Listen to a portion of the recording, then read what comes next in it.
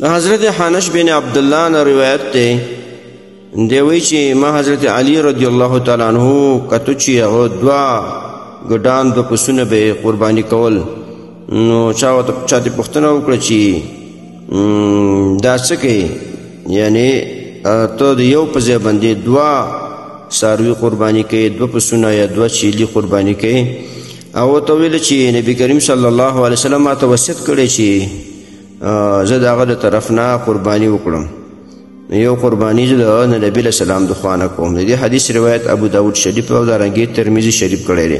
محترم مسلمانانو ورونو د حدیث دا خبره معلومه شوه که یو سړي ته څوک وصیت وکړي پلار مور هغه پیسې پاتې وغیره او دی هغه ورته وایي چې ما د خوا نه قرباني کوه نو قرباني به کوې لازم عمل دی. که تا ته وصیت نه کړی په خپل طرف نه په خپله خوښه کوي نو هم کولی شي.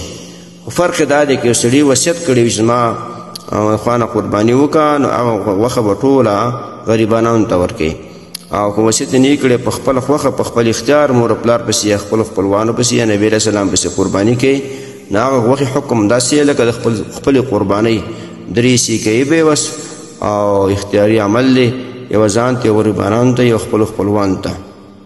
بهرحال که وصیت یې کړی وصیت عملي کوي اما ټولو مسلمان غریبانو له ورکوي او که وصیت یې نه و کړی په خپله خوښه پسې قرباني کوي نو په خپل هم خوړی شي غریبانو ته خپل خپلوان ټول ته ورکولی شي.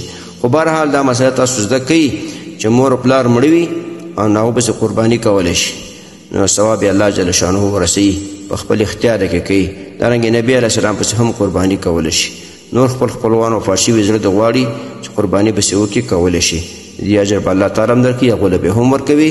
نو لهذا څوک پې عمل کوي نو عمل پې وکړي او خپل مور پلار چې مړه دي او هغوی دغه شیزونو ته سخت ضرورت دی ثوابونو ته قرباني پسې وکړي. محترمو مسلمانانو ورونو تاسو ته چې کوم روزانه د حدیث دا مفهوم راځي نو د مهربانۍ او د ثواب له مخې نورو مسلمانانو ته لیږدوئ او شیر کوئ. د دیوبندي مسلک حنفي کاروان سټوډیو لخوا وړاندې کیږي.